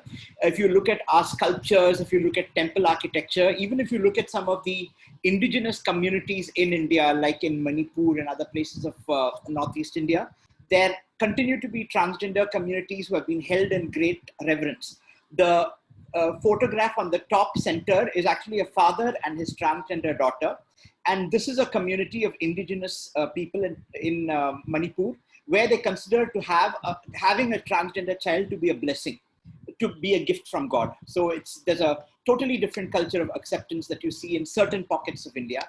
Of course, with colonialism, with the Indian Penal Code, a lot of things have changed over the years. And the NALSA verdict of 2014, as Adilakshmi ma'am said, has been a very landmark effort to declare and codify the rights of transgender people. Now, a quick background, and I'm not going to repeat what Advocate Adilakshmi has said. If you look at transgender rights in India, it's the sum total of what you see in the NALSA 2014 verdict, the Navteej Johar verdict of 2018, a set of recommendations by a transgender committee formed by the Ministry of Social Justice and Empowerment in 2014, and the more recent Transgender Persons Protection of Rights Act in 19, and the rules. Now, I want to point out here, the rules are right now draft rules, and they have asked for feedback on these rules. So in my understanding, the final rules are not yet out, and a lot of people who have gone now to the district magistrate are being told to go back and do the change of name and gender the old way until the act and the finalized rules are put in force. So this has been the experience in several states. Now, quite apart from the NALSA, and sometimes after the NALSA, individual states have had policies, like Kerala and Odisha have really good transgender inclusion policies. There have been transgender welfare boards established in Chhattisgarh, Maharashtra, Manipur, Odisha, Rajasthan, Gujarat, and West Bengal. And many of these have been developed based on the NALSA verdict and have been drawing inspiration from the experience of Tamil Nadu. So in 2008, as ma'am said, Tamil Nadu established the first board. It was called the Arvani Welfare Board. Now it is called the Third Gender Welfare Board. But I would like to point here a cautionary note that even though the board was established in 2018, the NALSA verdict, which applies throughout the country, came up in 2014. And after 2014, the welfare board has not adequately changed to incorporate aspects of the NALSA verdict. And I'll talk a little bit about these. We look at some 3 or 4 examples of government orders, policies, and functioning based on some research we have done. So a couple of points from the NALSA verdict that may bear repetition here. So the NALSA verdict very clearly says that each person's self-defined sexual orientation, meaning who they are attracted to, and gender identity, whether they think of themselves as man, a woman, or transgender or non-binary, these 2 aspects are integral to their personality and one of the most basic aspects of self-determination, dignity, and freedom. And no one shall be forced to undergo medical procedures, including sex reassignment surgery, sterilization, or hormonal therapy, as a requirement for legal recognition of their gender identity. This is also, this is repeated a couple of places in the NALSA verdict, and it also forms the operative part of judgment. So one point I want to bring up here is that currently the Transgender Act and the rules are violating the NALSA in some aspects, because if you want to identify as transgender, you can do so without surgery. But if you want to identify as male or female, then you have to have surgery. And hence the Transgender Act, there are about 3 challenges in the Supreme Court, one by the Center for Law and Policy Research representing some trans petitioners, one from the Human Rights Law Network, Delhi, and the other one is from a transgender lawyer, Swati Bidhan Barua from Guwahati High Court. So it is being challenged right now.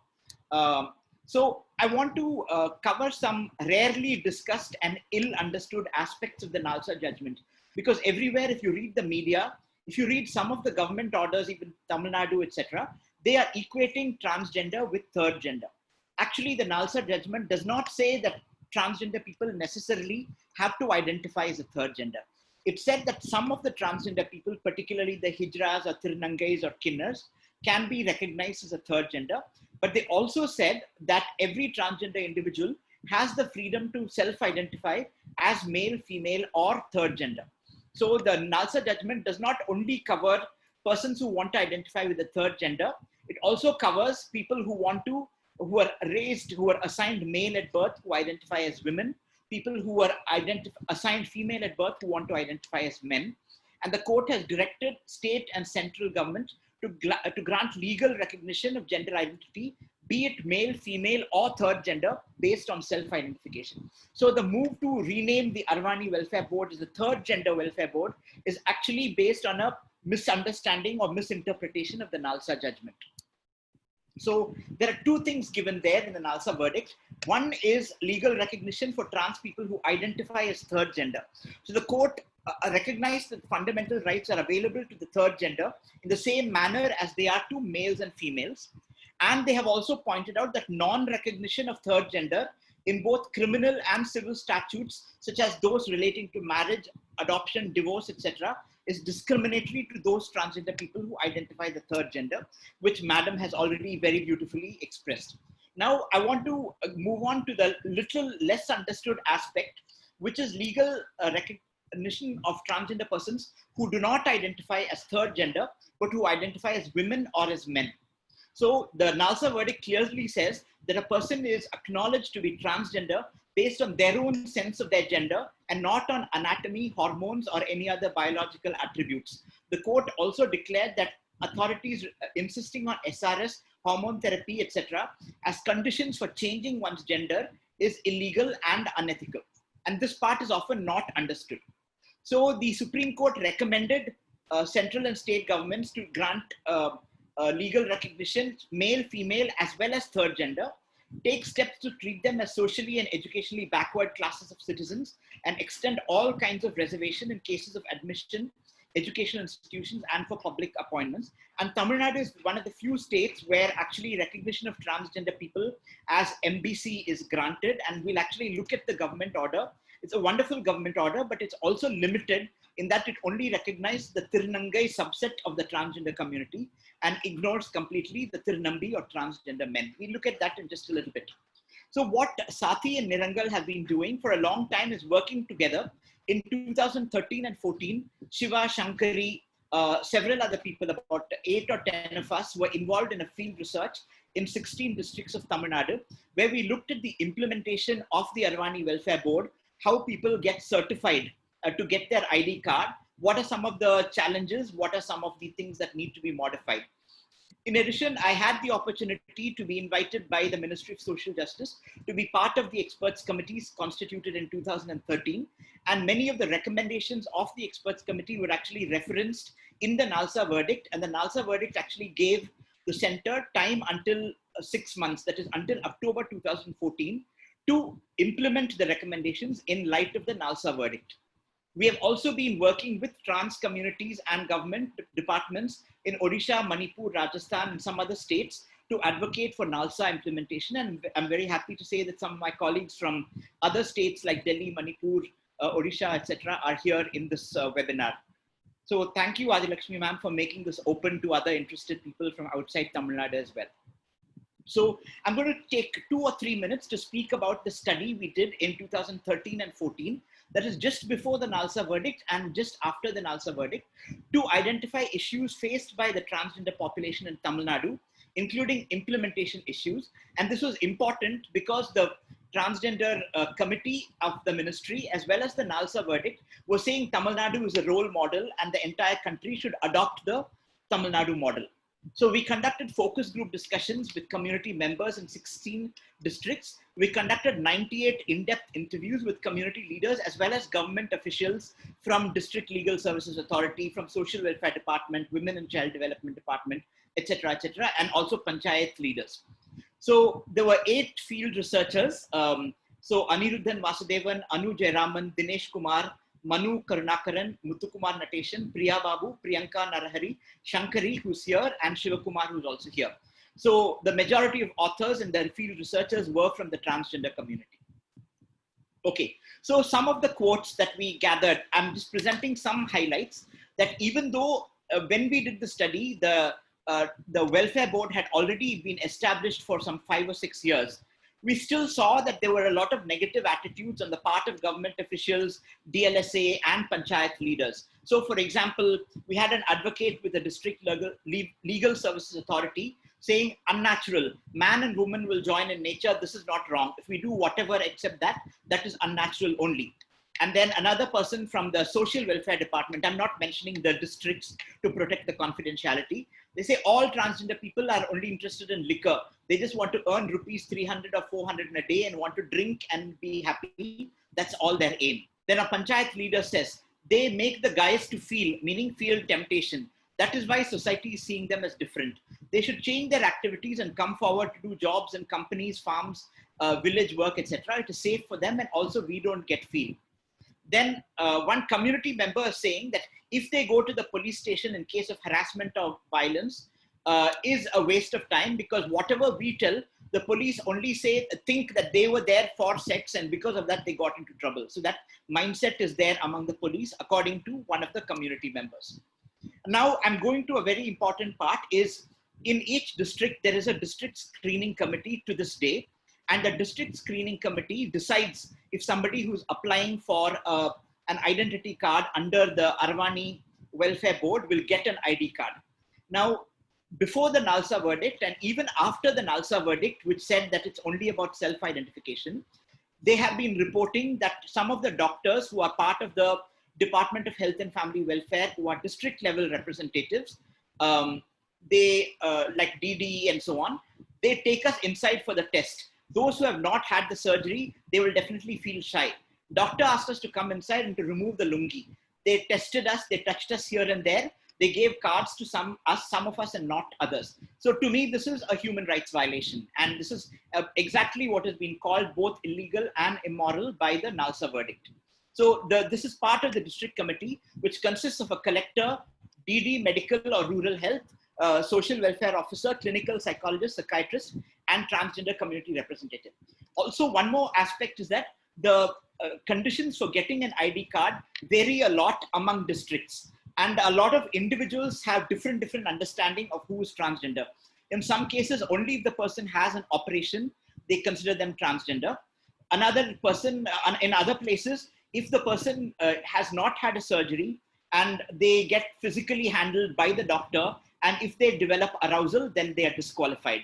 In some other districts, if they are wearing feminine clothes, that's enough to be classified as transgender. And so there are a lot of inappropriate touching, examining, evidence of arousal. Also, sometimes because they go with the local community leaders, the community leaders tend to act as gatekeepers and say who can be approved and who cannot. So if a transgender person actually has family approval and is staying with the parents, they are often rejected for the ID card. And one most important aspect of the Tamil Nadu Welfare Board and the ID card is they are only given to Tirunangais, or which we refer to as male to female trans people, or refer to post NALSA as the third gender. Other categories of trans people, like trans men, and Selvam is going to speak soon after me, are not eligible for the card. And this causes a lot of problems, because not only are they ineligible for the card, they are ineligible to be considered as the MBC, they are ineligible for the reservations in Tamil Nadu, etc., etc.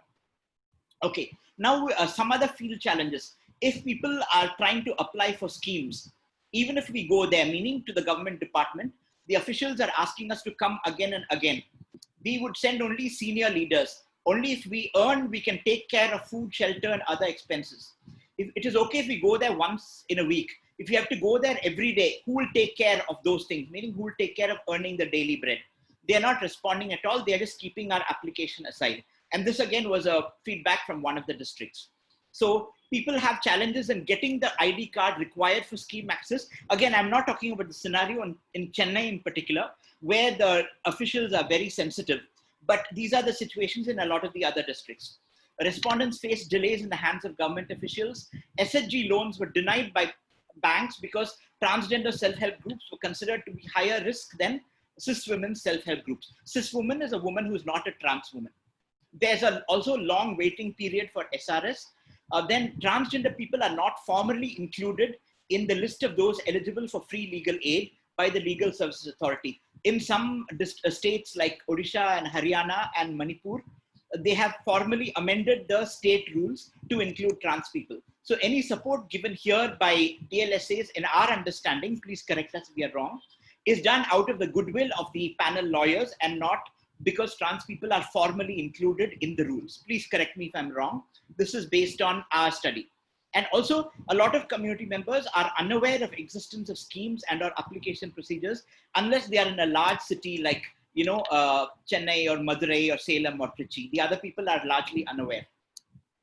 Okay, so based on the study, we made a lot of recommendations, which we also shared with the central government in the Ministry Committee, Ministry of Social Justice Committee, which is that we need to do very large-scale sensitization of government officials on transgender issues as well as diversity within the transgender umbrella. People should not think transgender equal to third gender equal to Tirunangai. There are non-binary people, there are trans masculine people, there are trans men, etc. And the idea of self-identification as laid down in NALSA judgment is something very few people understood. We recommended that physical examination should be eliminated. In fact, it was the results of this particular study that I described that were shared before the Honorable Justices Radhakrishnan and Sikri. And we think this is what contributed to the strong statement that there should not be any insistence on hormone or SRS for transgender identity. Another point that we wanted to strongly recommend is that we have to include trans men and not only trans women. We need to disseminate information on available schemes, and also not everybody has gone for surgery. So even if an individual makes out a gender identity affidavit, the government should honor that. And again, some of my colleagues here from Sati and other offices have experienced, getting gender identity affidavits with the help of DLSA and other lawyers for close to 400-500 trans people. And many of the governments in the other states are recognizing this. And also community members need to get a lot of information on what are the application procedures. Now, I'm going to talk only about 2 rulings after NALSA that are relevant, but they're relevant for different reasons. Advocate, ma'am, you already spoke about the Pritika Yashini verdict. Now, overall, it is a good verdict. However, there is a small problem in it. So the court is of the view that the petitioner is entitled to the relief sought for, and she is entitled to the name present in the certificates to be changed by mentioning the present name, which is on account of reassignment surgery performed in a government hospital, which has also been recognized and certified. This is 2015, almost 1 year, 11 months after the NALSA verdict, which said that sex reassignment surgery is not necessary for gender determination. However, in this case, even though it is a case that was good for Pritika Yashini, it is a case where the justification is actually a violation of NALSA, where it's argued that because she has had surgery, she is entitled to the name in the and gender change. So it should not be the case. There is another case of Nangai from Karur, where actually the judges recognize that even though she's not had surgery, she should be recognized as female. So that's a different case, which I won't talk about. Ma'am also spoke about the recent April 2019 judgment, Arun Kumar and Shrija versus Inspector General of Registration, which says, seen in the light of the march of the law, the expression bride occurring in section 5 of Hindu Marriage Act will have to include within its meaning not only a woman but also a trans woman. It would also include an intersex person or transgender person who identifies herself as a woman. The only consideration is how the person perceives herself. This is a brilliant, brilliant judgment, because it says that the only consideration is how the person identifies, not whether the person has had surgery or not. And even though it's talking about bride and Hindu Marriage Act, because the case was one of a cis man marrying a trans woman, it may also be seen broadly as an applicability of Hindu Marriage Act to a trans man marrying a woman. Now, I'm going to quickly look at 3 government orders in Tamil Nadu. One was in 2015, about 1 year after the NALSA verdict, where the list of backward classes, most backward classes and denotified communities was amended to include transgender persons. However, it was restricted to transgender or eunuchs, or that is Tirunangai or Aravani. And again, trans men were not included, even though this was after the NALSA verdict. Government Order 71 in Tamil Nadu, dated 2015, where they have said categories of transgenders like Hijras, eunuchs, Aravani, Tirunangai, Kotis, Jogas, Jogapas, Shiv Shaktis shall be included in the term third gender. The category third gender shall also be included along with male, female in all places where gender identity is required to be mentioned. But an important point here is the transgender persons referred to in the above preceding clauses will also have the right to decide their self-identified gender as male or female or as the third gender. So there's one point here, 4, which actually contradicts points 2 and 3. And it is a much broader NALSA compliant point about self-identification as either male or female or third gender. If we look at Government Order 90 in Tamil Nadu, it's about reservation. It's a very, very important point. Here it is saying that the third gender candidates, which they are using, who do not possess a certificate, may be considered under MBC, BC or backward class as per that previous government order. Third gender candidates who belong to SC or ST can use that same SC or ST classification.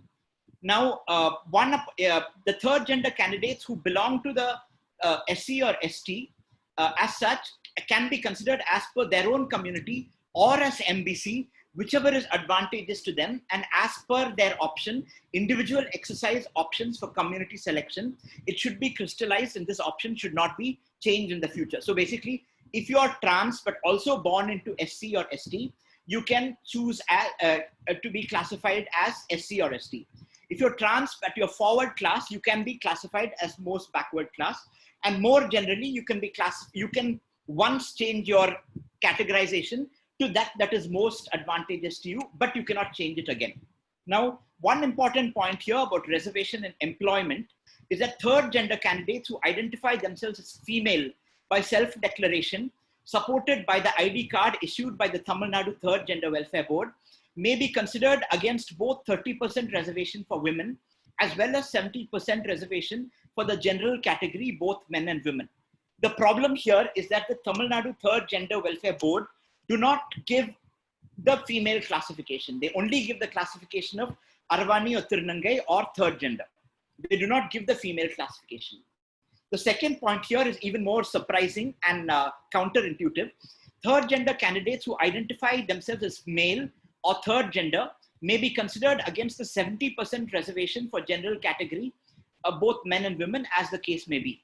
Again, here the point is trans men are not even included in the Third Gender Welfare Board. So how will they be able to prove that they're trans men for the purpose of availing the reservation? Point number one. Second is that in many senses, the trans men are as discriminated, and in some sections, some cases even more discriminated because of their invisibility and because society perceives them as female compared to the trans women. So considering them in the general category is, in my opinion, respectfully stated here, unjust. So it's not only in Tamil Nadu that these problems exist. In Delhi, for example, in 2014, after NALSA verdict, they were talking about inclusion of transgender child within the meaning of child belong to disadvantaged groups. And they are saying the health department will be issuing the required certificate to ascertain the gender and admission to schools. Again, this is against NALSA. There is no physical test which will prove if somebody is transgender or not. This is an example from a nationalized bank where a trans man applied for gender name and change and was said that you have to undergo a medical checkup set up by the bank's medical board. And this was again after the NALSA verdict, and this was counter to the NALSA verdict. So I'm going to conclude my last slide here, which is both for Tamil Nadu and India as a whole, is that we really have to ensure self-identity of trans man or self-identity as trans or man or woman is respected. And we should not expect everyone to identify as third gender, because you're actually denying their self-identity if you're putting everybody into the third gender category. Second is that the government departments should be oriented on the diversity within the transgender communities, including trans men and trans women. We should be ending human rights violations based on medical tests like the physical examination, which is sadly happening to this day in Tamil Nadu.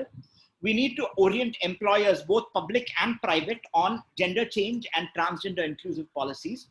And then with the current Trans Act and rules, we have to challenge the non-compliance with NALSA, such as, but not limited to, requirement for surgery for identifying as male or female, total absence of reservation for education and employment, etc. So one of the most progressive bills that was proposed was by the Rajya Sabha MP Tiruchi Siva, which was most closely aligned with the NALSA verdict. Unfortunately, all his recommendations were ignored. And then we have a Trans Act, which is really not compliant with the NALSA verdict. So Ramki, it was good.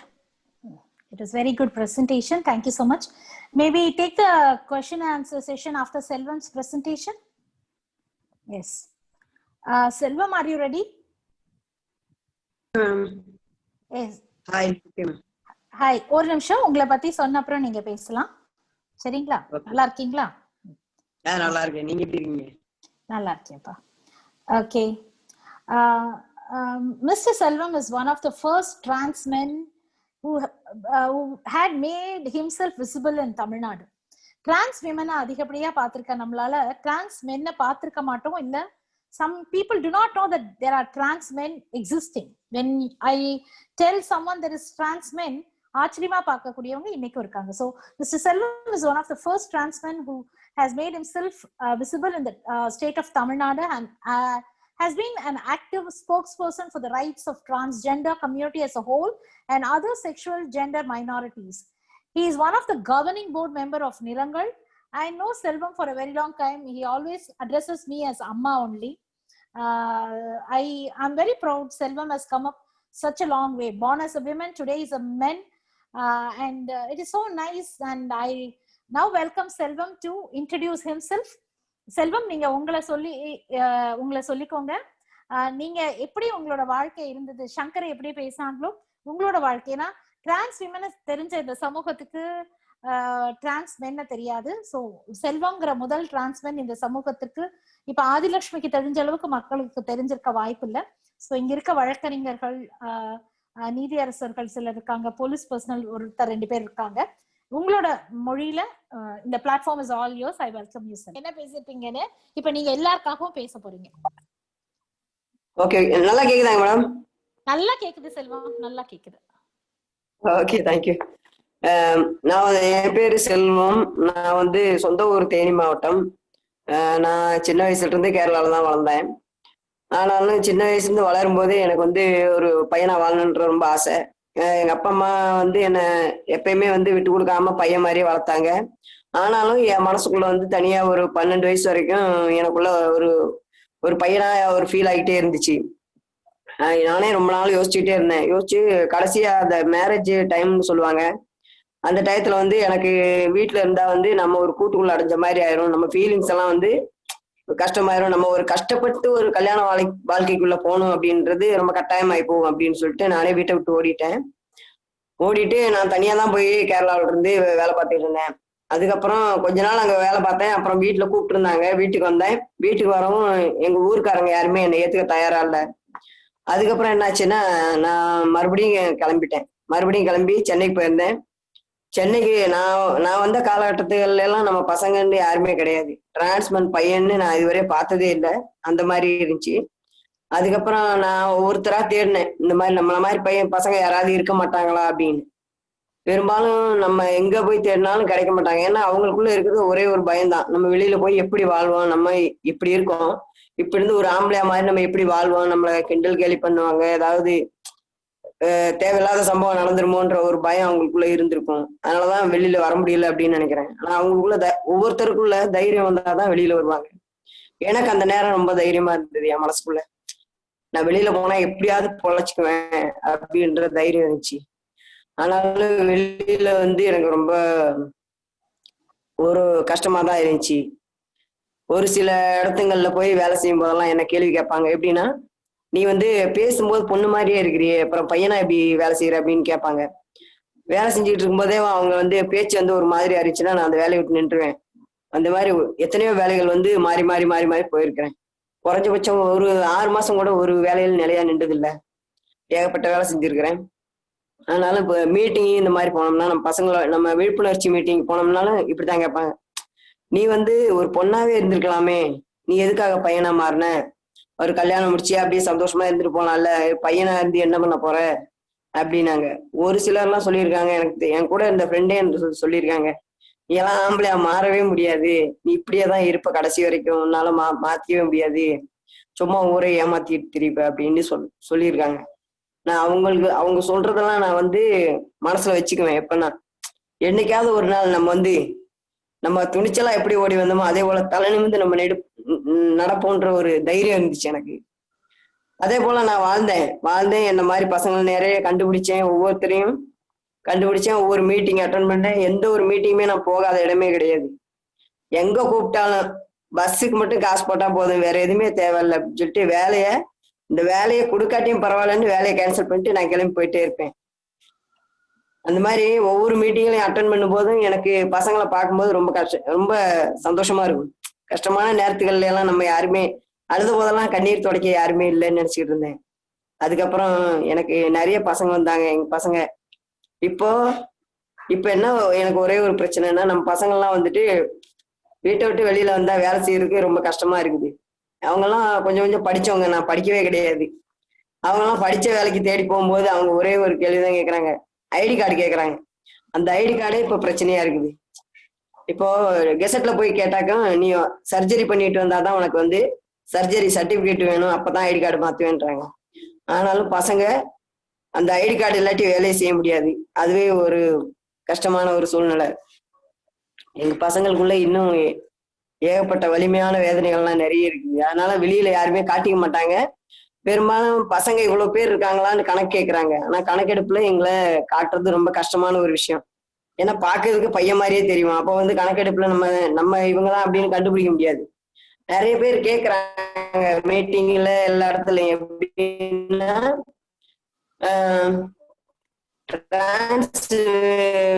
Trans woman நிறைய இருக்கிறாங்க, உங்க ஆளுங்க யாருமே இல்லையே அப்படின்னு கேக்குறாங்க. ஆனா அவங்களா வர்றாங்க, சர்ஜரி பண்றாங்க, மீசதாடி வளர்க்குறாங்க, மேரேஜ் பண்ணிட்டு போயிட்டே இருந்துடுறாங்க. அப்படின் போது அவங்கள தெரிஞ்சுக்கவே முடியாது. இப்போ நிறைய ஒரு வேலைகளும் நிறைய பேருக்கு ஒருத்தர் சப்போர்ட் கொடுக்கணும்னு வைங்களேன், இப்ப ஸ்ட்ரெயிட்டா நம்மளதான் பிடிச்சிக்கிறேன். அந்த மாதிரி நிறைய பிரச்சனைகள். நான் சின்ன வயசுல நான் அழுதுகிட்டே தான் இருப்பேன். ஏன்னா நம்ம ஏன் இப்படி மாறணும், நம்ம மாறி இப்படி வாழ்றோம், ஆனாலும் நம்மள இப்ப எல்லாரும் ஏத்துக்க மாட்டேங்கிறாங்களே அப்படின்னு. எங்க சொந்த வீட்டுல கூட என்ன அக்கா தங்கச்சி கூட அந்த நேரத்துல எல்லாம் நீ எங்களை வீட்டுல அசிங்கப்படுத்துற அப்படின்னு தான் கேட்டாங்க. அதுல எங்க அண்ணன்லாம் நீ ரொம்ப நடிக்கிற, சொத்துக்காக நடிக்கிறேன்னு சொன்னாங்க. அப்பெல்லாம் எனக்கு ரொம்ப கஷ்டமா இருந்துச்சு.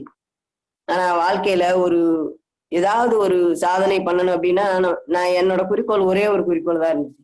நிறைய பேர் சொல்லுவாங்க, உனக்கு இந்த சாதனை இருக்கா, அந்த சாதனை இருக்கா, ஏதாவது லட்சியம் இருக்கா அப்படின்னு. எனக்கு ஒரே ஒரு லட்சியம் தான்.